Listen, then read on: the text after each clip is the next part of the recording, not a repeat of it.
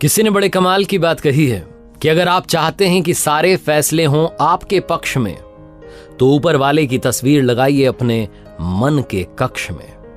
नमस्ते दोस्तों, मेरा नाम है आरजे कार्तिक। आज की कहानी जिसने लिखी है वो कहते हैं कि मैं दफ्तर से अपने घर पहुंचा था। रात के 9:30 बज रहे थे। हल्की हल्की बारिश हो रही थी। ऑफिस की कार से जो ड्राइवर था वो मुझे छोड़ के जा चुका था। मैं घर में पहुंचा तो अचानक सरदर्द बढ़ गया। घर में मेरे सिवा कोई था नहीं। बीवी बच्चे अपने नानी के यहाँ गए हुए थे। तो मैं दवाई ढूंढने लगा सरदर्द की, लेकिन मुझे मिली नहीं। मैंने सोचा पास में दुकान है, जाकर के ले आता हूँ। बाहर निकला तो बारिश थोड़ी बढ़ चुकी थी। गाड़ी थी नहीं, ड्राइवर था नहीं। तो मैंने रिक्शे वाले को आवाज़ दी। वहीं पास में मंदिर का काम चल रहा था, उसमें वो रिक्शे वाला जो था वहीं मंदिर के ही जो प्रांगण था उसमें ही वो रहता था और सुबह शाम रिक्शा चलाता था। रिक्शे वाले भाई साहब मेरी तरफ आए। मैंने उनसे कहा कि दवाई की दुकान तक चलना है। उन्होंने कहा ठीक है।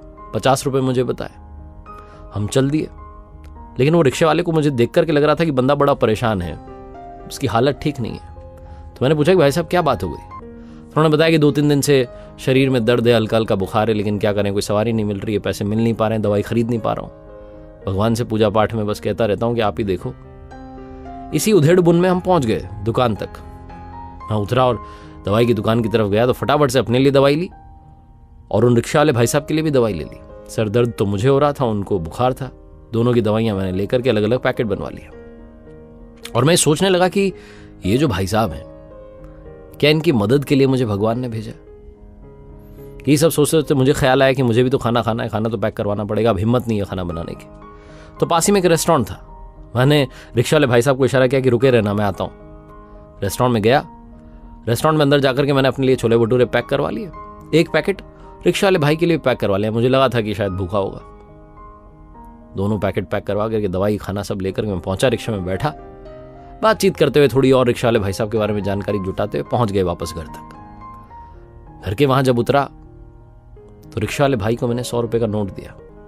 उसने कहा अरे 50 ही बनते। मैंने कहा नहीं, रखो रखो, चिंता मत करो, ये दवाई का पैकेट रखो।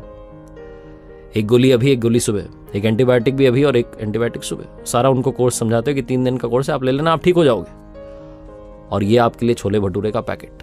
पहले खाना खाना, फिर दवाई लेना, फिर सो जाना, सब अच्छा होगा। जब मैं बोल रहा था तो भाई रोता जा रहा था। मैंने कहा क्या बात हो गई। तो रिक्शा वाले भाई ने कहा कि आपको पता है, मैं भगवान से कहता था कि कोई अच्छी सवारी भेजो जो मेरी मदद कर दे।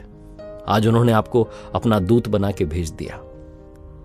मैं उनसे कहता था मेरे लिए दवाई का इंतजाम करवा दो, शरीर में बड़ा दर्द रहता है, आपने दवाई दे दी। और मेरी कई दिनों से इच्छा थी, कई महीनों से, कि मुझे छोले भटूरे खाने को मिले। आज आप छोले भटूरे लेके आ गए। मैंने तो आपसे कहा भी नहीं था। सब वो करवाता है, वो प्रभु की इच्छा, प्रभु की इच्छा, ऐसा कहते जा रहा था। और मैं सोचते जा रहा था कि मैं जिस रेस्टोरेंट में गया वहां मेन्यू में इतने सारे ऑप्शंस थे। थाली थी, समोसा था, कचौरी थी, डोसा था, सब था। मैंने छोले भटूरे क्यों उठाए? शायद वो अपने भक्त की इच्छा पूरी करवाना चाहता था। कहानी बहुत छोटी है, लेकिन सार ये है कि जीवन में कभी भी किसी भी परेशानी में हो तो घबराना मत, उस पर विश्वास रखना। वो अपने बंदे को, बंदी को, अपने दूत को, अपने सच्चे भक्त को आपके पास में जरूर भेजेगा और आपकी मदद करवाएगा। वो आपके पास किसी न किसी रूप में चले आते हैं। कई बार हम उन्हें पहचान नहीं पाते हैं।